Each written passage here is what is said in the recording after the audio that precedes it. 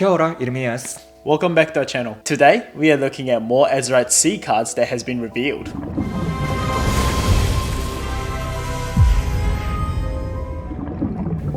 Let's have a look at our first card today. We have 8 uninkable card, Chip and Dale Recovery Rangers. It's a flat-bone hero character with 6 strength and 6 willpower. It's a shift 5 and 3 roll cards. The ability is search and rescue. During your turn, whenever a card is put into your Inkwell, you may return a character card from your discard to your hand. It's an 8 uninkable card, but since it's got shift 5, it is lighter to play. If you have watched our previous video, you could see that Chip and Dale are around 2 or 3 ink cards, so it is fairly easy to play. The strong part is that it could be played on either Chip or Dale, which I find pretty cool for this card. It's almost like the King Candy from the last set. So their ability is quite effective in the late game. You can return your character card from your discard pile once you put your card to your Inkwell. Since Chip and Dale is new from this set, there's a lot of potential. We can use this card in a competitive deck, or we can build a brand new meta deck. So we now have Judy Hops, 6 inkable character, resourceful rabbit, 3 strength, 6 willpower, storyborn hero. It's got support. The ability says need some help. At the end of your turn, you may ready another chosen character of yours and it quests for 2. Pretty cool ability. It reminds me of the Amber Moana from I think either it was first or second set. Whenever she quests, you may ready other princess characters. But for this one, you can ready chosen character of yours. To use this character, there's a bit of the time gap until the ability triggered. So this character's ability only triggered at the end of your turn, meaning you cannot use that character to sing actions twice, or you cannot use that character to quest or challenge twice in your turn. This ability is simply protect your character from the challenges. Since it has 2 rewards and support ability, you can use this card quite often in the draft and seal deck, but I'm not sure that we can find the spot for the competitive deck, especially in the meta deck yet. Pretty strong as well since it's got 6 willpower. It's a pretty tough one to crack. You need a character like Maui to remove it in 1 turn, so it is a pretty big card to try to deal with in 1 turn, so you could probably at least get 1 or 2 abilities from this card. Well, I guess we'll see what the combo might be in future. Let's move on to our next card. Finally, we got Rafiki in 9 uninkable cost with 6 strength and 6 willpower with 4 lore. His name is Ethereal Guide, flat-bone mentor sorcerer. So if you like to build a sorcerer deck, you can use this card as a finisher. Let's have a look at his ability. So his previous ability is Shift 7, so he can shift from the other Rafiki. And his ability name is Astral Attunement. During your turn, whenever a card is put into your Inkwell, you may draw a card. This is quite powerful ability. So if you like to create Sapphire and Amethyst deck, this card would be the finisher for you, especially if you have Grammatara next to him, and that would be the end game condition. You just put your card to your Inkwell, you draw a card, and you gain the lore. What a perfect day. It's also exciting as well since sorcerer has been a keyword for a while, and Sapphire and Amethyst got quite a few strong sorcerers like Madame Mim, Merlin, Rafiki himself, as well as Jafar. So we might be able to see some possible combos around there. We know that Merlin has recently had a couple strong cards released in Sapphire, and Madame Mim has always been around the meta from the set 2 launch, so we might be able to see some cool cards. It's got early game answers as well as late game answers, so maybe something that we could definitely keep our eyes on for when the set 6 is out and see if it comes into meta or not. Only one thing I'm concerned is previous Rafikis, which is 1 inkable one and 3 uninkable one and 4 inkable one. All of these characters are focused on challenges. Most of them have the challenger or rush or some ability which can enhance their strengths when you play that character. So this Rafiki is a quite opposite. So I'm not so sure that how we should combine these Rafiki all together. If you have some idea to build the deck with Rafiki, let us know. We love to use it, and I'm so sure I will create one. Let's move on to our next card. The next card is Donald Duck, First Mate.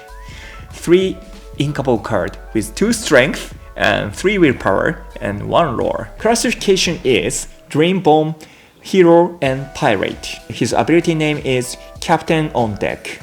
While you have a captain character in play, this character gets +2 lore.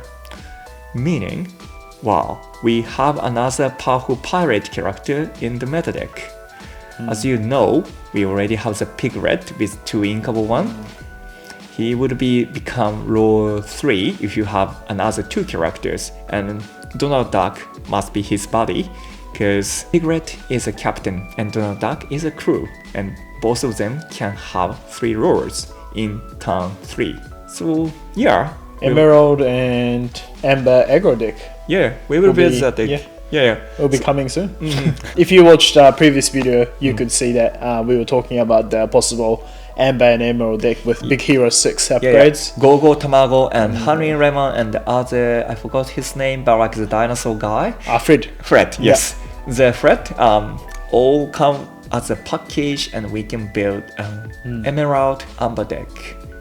New Hyper Aggro, right? So now we have Amethyst and Amber Hyper Aggro deck, but in the future or from this set, we can create Amber and Emerald Hyper Aggro deck.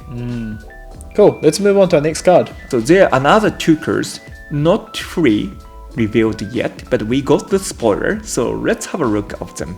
One of them is a 4 inkable Daisy Duck Pirate Captain. Another captain comes into play.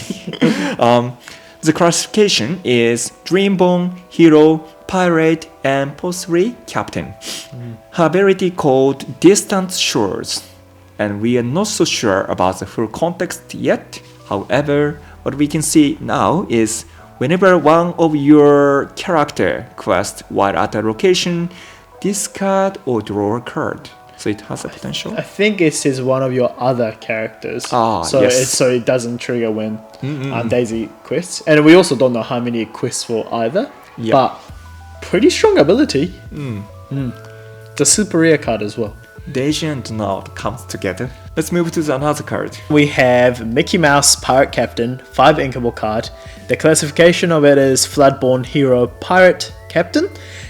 We don't know the strength and the willpower yet, but the strength looks like 4, and also it has a shift 3, so we have plenty of cards that Mickey Mouse can shift from now with the last set, giving us an option for a steel Mickey Mouse to shift from 1 inkable card. The ability is Mariner's Might. Whenever this character quests, chosen pirate character gets +2 strength, and gains this character takes no damage from challenges this turn, as what we think it says on the text.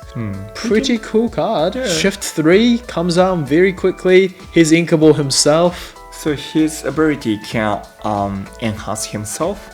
So whatever the power he has, he will get another 2 strength. His ability is pretty much focused on the challenge itself. So this card is quite effective in the earlier game to remove the opponent character.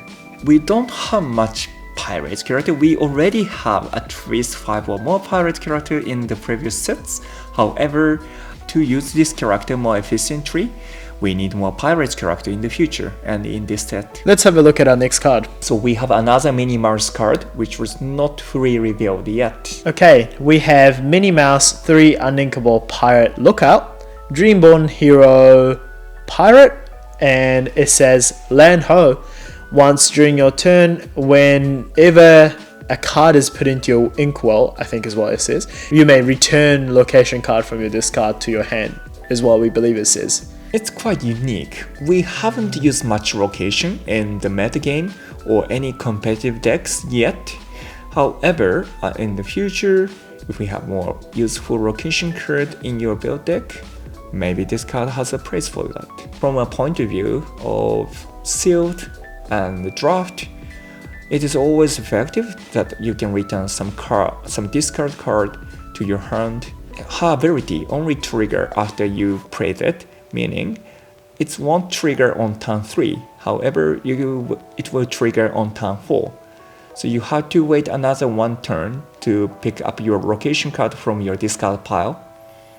But that's it. So for now, it's it's legendary. No, it's a super rare. Yeah. So it's a super rare, meaning this card designed to build some location deck. So we want to see that in some competitive deck. Yeah. What I'm a little bit excited about is it looks like they are all on the one ship together as Mickey Mouse and Friends characters.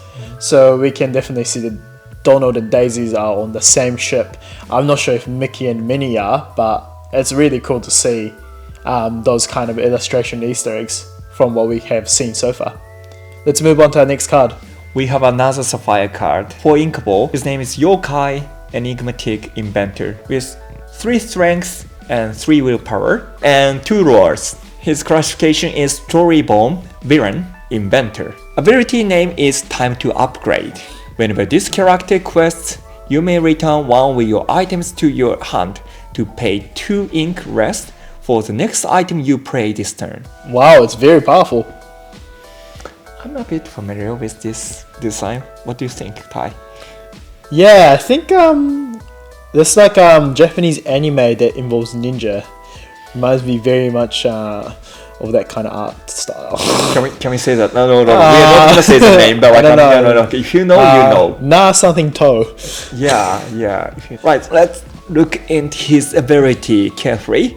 So you have to return your item from your prey. If you already have Popsicle, Fortisphere, or Inkcaster in your prey, then you can play that card again without paying ink. Meaning you have another draw one for free. Another combination you may think is you can cast Lucky Dime with just 5 cost. It's quite powerful. And there's another tricky way to use this card.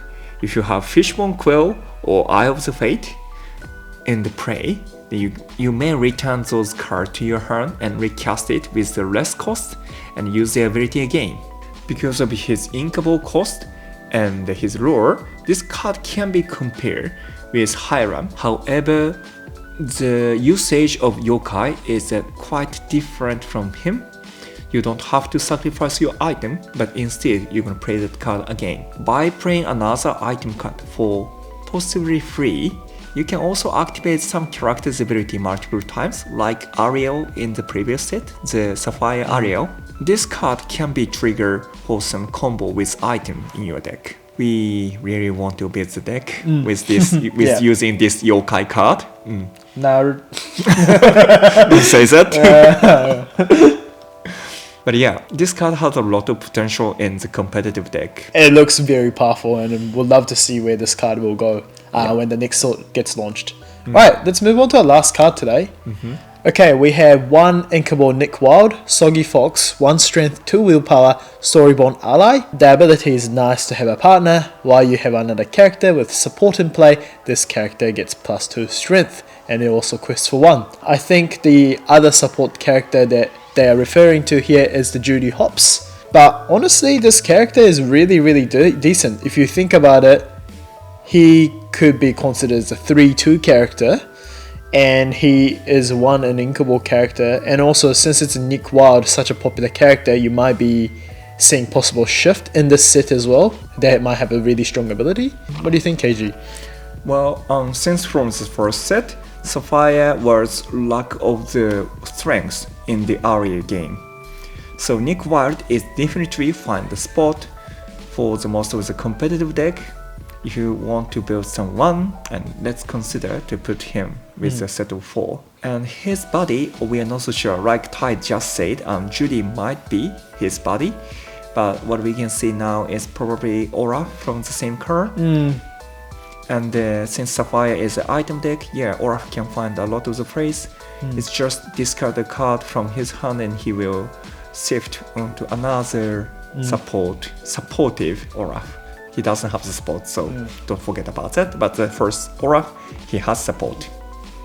Depending on what other card gets added to the pool as well, we might be able to see Alice Growing Girl from the Floodborn series coming into play as well to possibly get some spotlight, but we'll see how it goes. But that's all the cards that we have today.